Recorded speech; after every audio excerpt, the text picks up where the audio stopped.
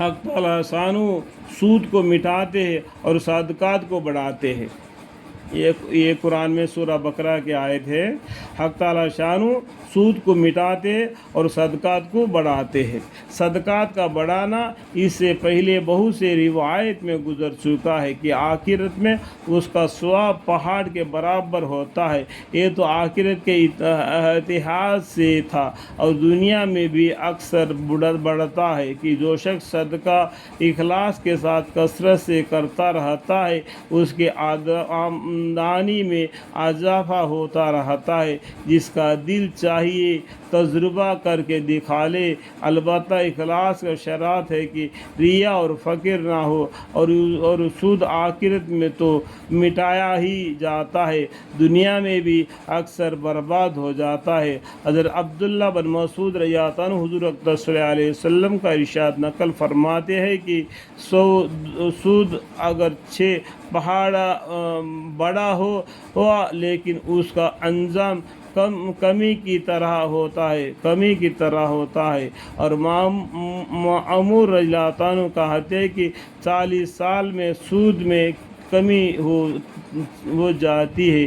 حضرت جہاں سود میں کمی ہو جاتی ہے، 40 سال میں سود میں کمی ہو جاتی ہے۔ حضرت ضحاک رضی اللہ عنہ فرماتے ہیں کہ سود دنیا میں بڑھتا ہے اور آخرت میں مٹا دیا جاتا ہے۔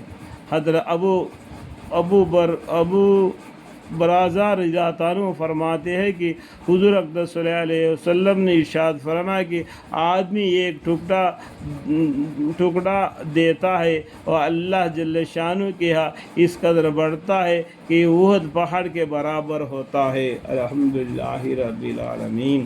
اے مسلمانوں، تم کامل نیک کو حاصل نہ کر سکو گے یہاں تک کہ اس چیز کو خرچہ نہ کرو جو تم کو خوب محبوب ہو۔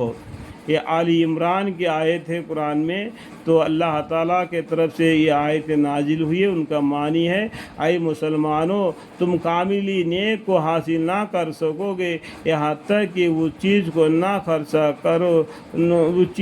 خرچہ نہ کرو جو تم کو خوب محبوب ہو۔ حضرت انس رضی اللہ عنہ فرماتے ہیں کہ انصاری میں سب سے زیادہ درخت کھجوروں کے حضرت ابو طلحہ رضی اللہ عنہ کے پاس تھے، اور ان کے ایک باغ تھا جس کا نام بیریہ تھا، وہ ان کو بہت ہی زیادہ پسند تھا۔ یہ باغ مسجد نبوی کے سامنے ہی تھا۔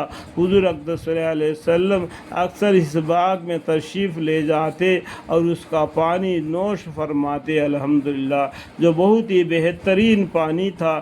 جب یہ آیت شریف نازل ہوئی تو حضرت ابو طلحہ رضی اللہ عنہ حضور اقدس صلی اللہ علیہ وسلم کے خدمت میں حاضری ہوئے اور عرض کیا، یا رسول اللہ صلی اللہ علیہ وسلم، اللہ تعالی شانہ یوں ارشاد فرماتے ہیں کہ لن تنالوا البر حتی تنفقوا مما تحبون، اور مجھے اپنی ساری چیزوں میں بیریہ جو باغ ہے وہ سب سے زیادہ محبوب ہے۔ میں اس کو اللہ کے لیے صدقہ کرتا ہوں اور اس کے اجر و ثواب کی اللہ سے امید رکھتا ہوں۔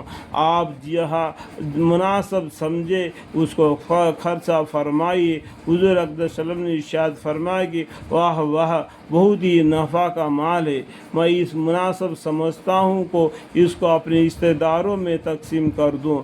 ابو طلحہ رضی اللہ عنہ نے عرض کیا، بہتر ہے، اور اس کو اپنے چاچا زاد بھائیوں اور دوسرے رشتہ داروں میں بانٹ دیا۔ ایک اور حدیث میں ہے، ابو طلحہ رضی اللہ عنہ نے عرض کیا، یا رسول اللہ صلی اللہ علیہ وسلم، میرے باغ جو اتنی بڑی مالیت کا ہے وہ صدقہ ہے، اور میں اگر اس کی طاقت رکھتا ہوں کہ کسی کو اس کی خبر نہ ہو تو ایسا کرتا، مگر باغ ایسی چیز نہیں جو مخفی رہ سکتے۔ حضرت ابن عمر رضی اللہ عنہ فرماتے ہیں کہ جب مجھے اس آیت شریف کا علم ہوا تو میں نے ان سب چیزوں میں غور کیا جو اللہ جل شانہ مجھے عطا فرمائی تھی۔ میں نے دیکھا کہ ان سب میں مجھے سب سے زیادہ محبوب اپنی باندی مرجان ہے۔ میں نے کہا کہ وہ اللہ کے واسطے آزاد حیات ہے۔ اس کے بعد اگر میں اس چیز سے جس کو اللہ کے واسطے دے دیا ہوں وہاں بارہ نفع حاصل کرنا گوارا کرتا تو اس باندی سے آزاد کر دینے کے بعد نکاح کر لیتا کہ وہ جائز تھا اور اس سے صدقہ میں کچھ کمی نہ ہوتی تھی، لیکن چونکہ اس میں صورت صدقہ میں رجوع کی سی تھی مجھے گوارا نہ ہوئی، اس لیے اس کا نکاح اپنے غلام نافع رضی اللہ عنہ سے کر دیا۔ ایک حدیث میں ہے کہ حضرت ابن عمر رضی اللہ عنہ نماز پڑھ رہے تھے کہ تلاوت میں جب اس آیت شریف پر گزرے ہو تو نمازی میں ارشاد سے اپنی ایک باندی کو آزاد کر دیا۔ حق تعالی شانہ اور اس کے پاک رسول صلی اللہ علیہ وسلم کے ارشادات کے واقعات اور ان پر عمل کرنے میں پیش قدم تو کوئی ان حضرات صحابہ اکرام رضی اللہ عنہ سے سیکھے۔ دیکھو جس طریقے سے قرآن کریم کے آیتیں نازل ہوتی تھی اسی طریقے سے صحابہ اکرام رضی اللہ عنہ نے اپنے اوپر اس کو عمل کرتے تھے اور اس کو سچا کر کے دکھلاتے تھے۔ پیغمبر صلی اللہ علیہ وسلم کا جینا بھی قرآن کے موافق ہے، جس طریقے سے قرآن نازل ہو گیا اسی طریقے سے پیغمبر صلی اللہ علیہ وسلم کی زندگی گزرے۔ اللہ تعالی ہمیں اور آپ کو ان کے بدولت ہمارے گناہوں کو خطاؤں کو معاف فرمائے اور ہمیں یہ صراط المستقیم کے راہ پر چلنے کی توفیق عطا فرمائے اور ہمیں علم عطا فرمائے۔ وقل رب زدنی علما قال رب اشرح لي صدري ويسر لي امري واحلل عقدة من لساني يفقهوا قولي۔